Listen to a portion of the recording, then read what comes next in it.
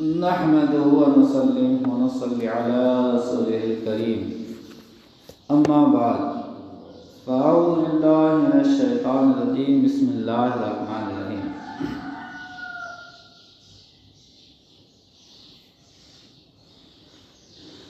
حضرات،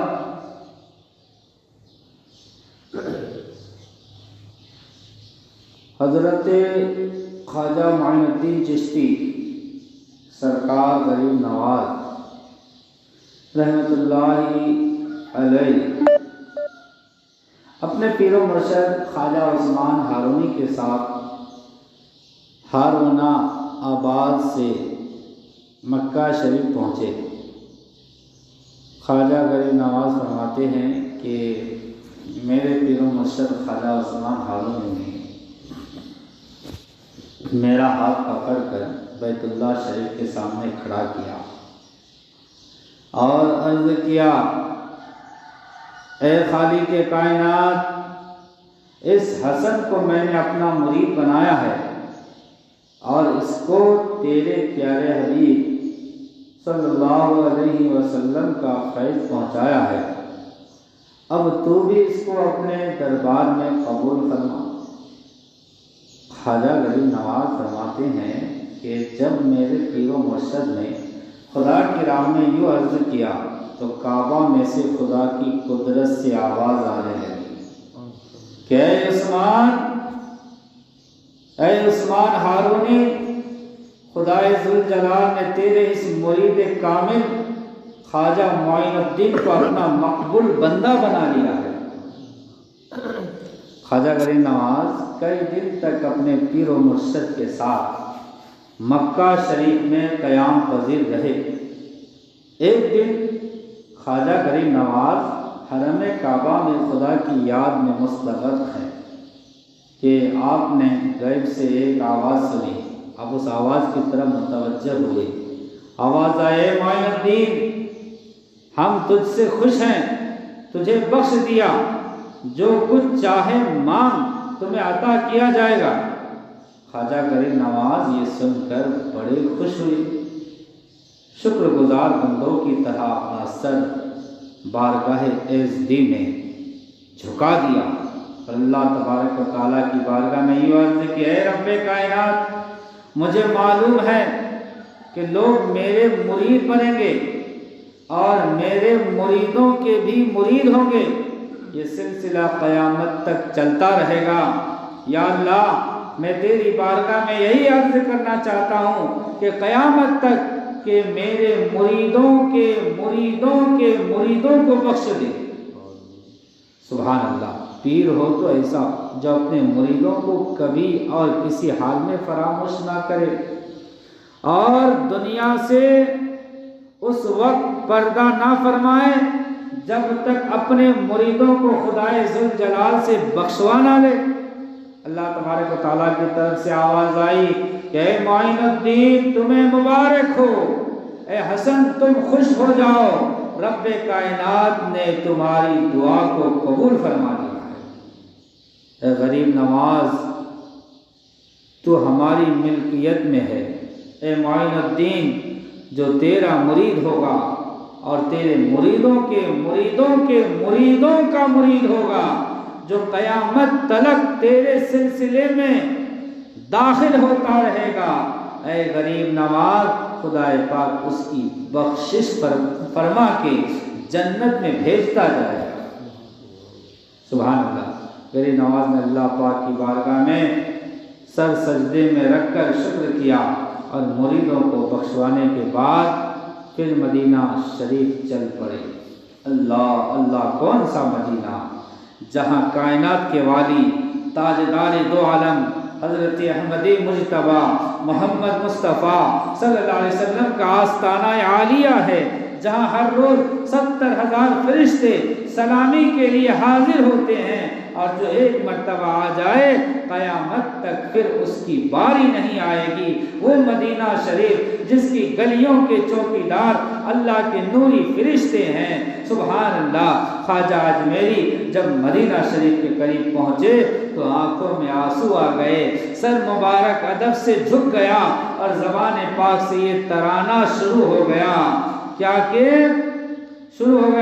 کہ جس کا ترجمہ ایک شاعر نے کیا ہے، میں سجدہ کروں یا کہ دل کو سنبھالوں، میں سجدہ کروں یا کہ دل کو سنبھالوں، محمد صلی اللہ علیہ وسلم کی چوکھٹ نظر آ رہی ہے، اسی بے خودی میں کہیں کھو نہ جاؤں، تڑپ کملی والے کی تڑپا رہی ہے۔ دو عالم کا داتا میرے سامنے ہے کہ کعبے کا کعبہ میرے سامنے ہے، ادا کیوں نہ فرض محبت کروں میں، خدا کی خدائی جھکی جا رہی ہے۔ اسی طرح ایک اور شاعر اہل سنت محمد علی ظہوری قصوری نے اس کا تصور پیش کیا ہے کہ خواجہ صاحب گویا یوں کہتے جا رہے تھے، ادھر پاک مدینہ دسے ادھر میرا یا اکھا راہوں دے وچے روندہ جانا تیے چما پھڑ پھڑ ککاں۔ یہ پنجابی میں شعر ہے۔ جب آپ مدینہ شریف پہنچے تو آپ کے ساتھ آپ کے پیر و مرشد خواجہ عثمان ہارونی بھی تھے۔ مدینہ شریف آپ سیدھے حضور انور صلی اللہ علیہ وسلم کے روضہ اقدس پر پہنچے۔ خواجہ غریب نواز فرماتے ہیں کہ میرے پیر و مرشد نے فرمایا، حسن بیٹا، میں نے عرض کی جی حضور۔ فرمایا، بیٹا حسن، اللہ کے پیارے حبیب سرور کائنات صلی اللہ علیہ وسلم کی بارگاہ میں نذرانہ عقیدت اور صلاۃ و سلام کا ہدیہ پیش کرو۔ خواجہ غریب نواز فرماتے ہیں، میں نے نبی کریم علیہ السلام کی خدمت میں یوں سلام پیش کیا، الصلاۃ والسلام علیک یا الصلاۃ والسلام علیک یا سیدی یا رسول اللہ صلی اللہ علیہ وسلم۔ تو زندہ نبی کریم علیہ السلام نے یہ سلام جب اپنے باوفا امتی کا سنا تو کملی والے کے روضہ انور سے آواز آئی، وعلیکم السلام یا قطب المشائخ بر و بحر، کہ اے میرے پیارے بیٹے معین الدین، اے تمام مشائخ اعظام کی خشکی طریقے بزرگوں کے پیشوا، تم پر بھی میرا سلام ہو۔ سبحان اللہ۔ حضرات گرامی، یہ سلام حضرت خواجہ معین الدین چشتی نے، آپ کو معلوم ہے کہ کب حضور علیہ السلام کی خدمت اقدس میں پیش کیا تھا؟ 1148 عیسوی بمطابق 563 ہجری میں یہ سلام عرض کیا گیا، یعنی حضور علیہ السلام کی وفات مبارک سے 600 سال بعد بھی نبی کریم علیہ السلام اپنے روضہ انور میں زندہ موجود تھے۔ یہی وجہ ہے کہ حضور علیہ السلام نے جواب دیا، جب 600 سال تک حضور علیہ السلام اپنی قبر میں زندہ رہ سکتے ہیں تو خدا کی قسم آج 1400 سال کے بعد بھی کملی والے آقا زندہ ہیں اور قیامت تک زندہ رہیں گے۔ لیکن افسوس، وہابیوں دیوبندیوں کے پیشوا مولوی اسماعیل دہلوی قتیل پر، جس نے کملی والے آقا صلی اللہ علیہ وسلم کے بارے میں اپنے کتاب میں یہاں تک لکھ دیا ہے کہ حضور علیہ السلام مر کر مٹی میں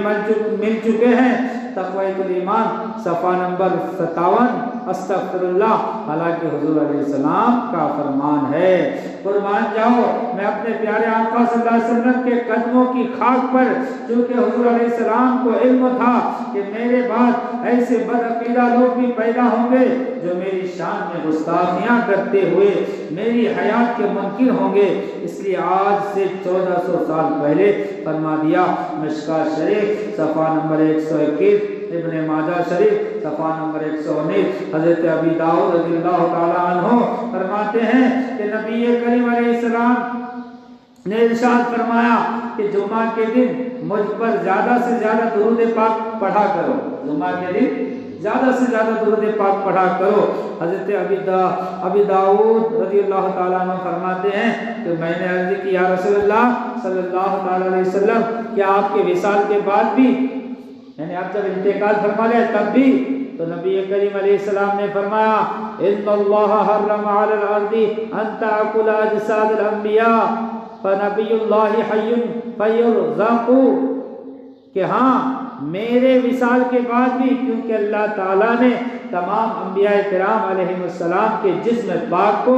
زمین پر کھانا حرام کر دیا ہے، اور اللہ کا نبی اپنی اپنی قبر میں زندہ ہے اور ان کو جنتی رزق بھی دیا جاتا ہے۔ سبحان اللہ، کیا خوب نقشہ کھینچا اعلیٰ حضرت عظیم البرکت امام محمد رضا خان فاضل بریلوی رحمت اللہ تعالیٰ علیہ فرماتے ہیں چمک تجھ سے پاتے ہیں سب پانے والے، میرا دل بھی چمکا دے چمکانے والے، برستا نہیں دیکھ کے ابر رحمت، بدو پر بھی برسا دے برسانے والے، مدینے کے خطے خدا تجھ کو رکھے، غریبوں فقیروں کے ٹھہرانے والے، تو زندہ ہے واللہ تو زندہ ہے واللہ، میرے چشم عالم سے چھپ جانے والے۔ سبحان اللہ۔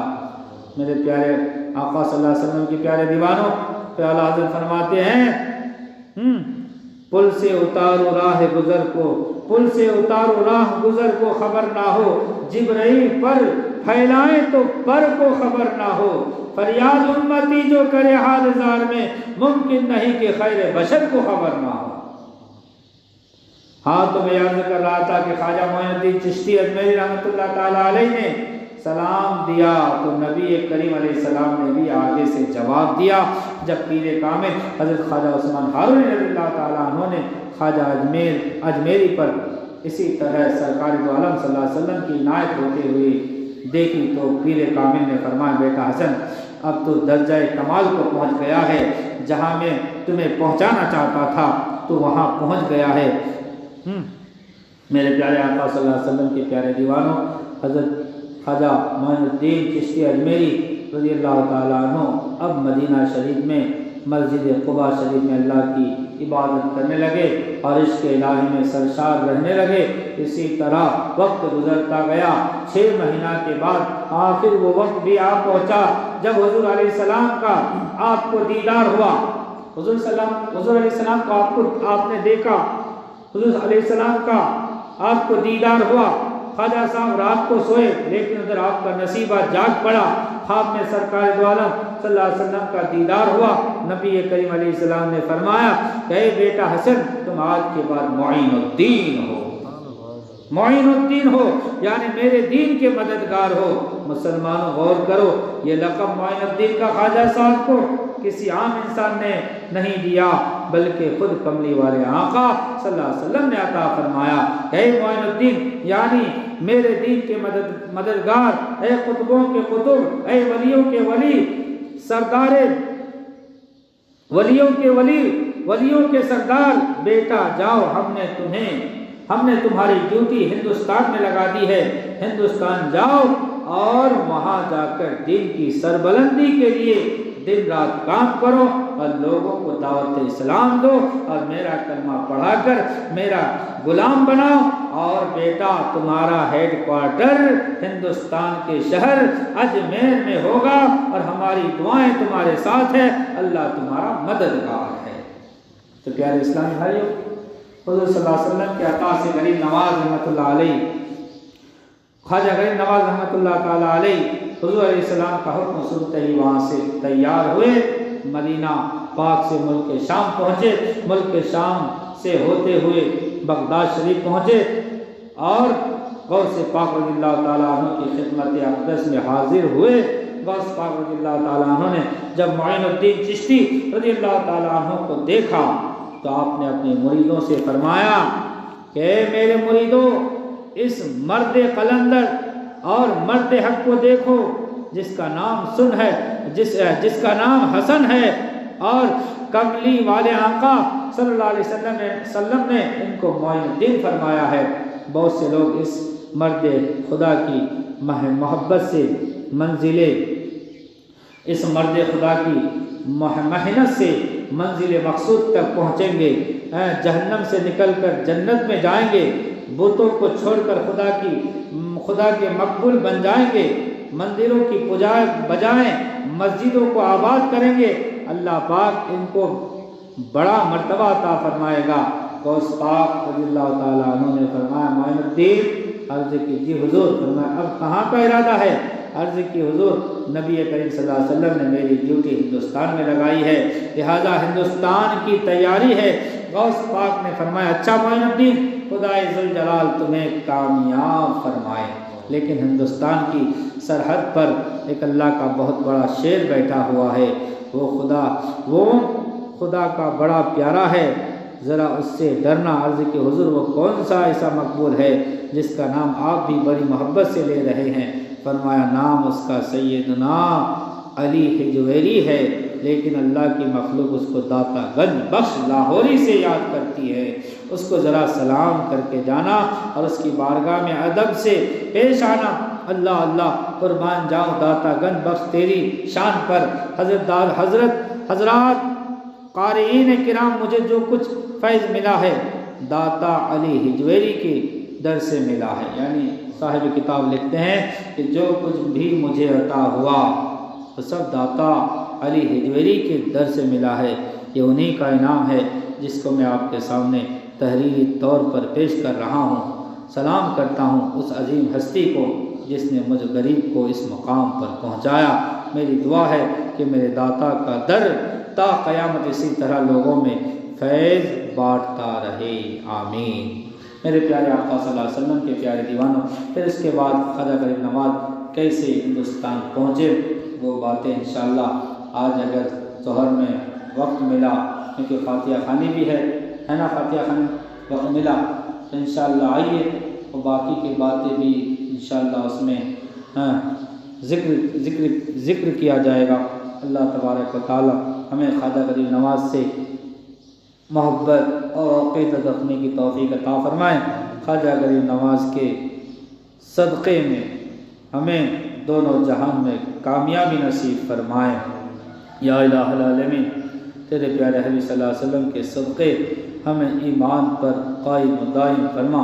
ایمان پر خاتمہ نصیب فرما۔ سبحان ربک رب العزت عما یصفون، وسلام علی المرسلین، والحمد للہ رب العالمین۔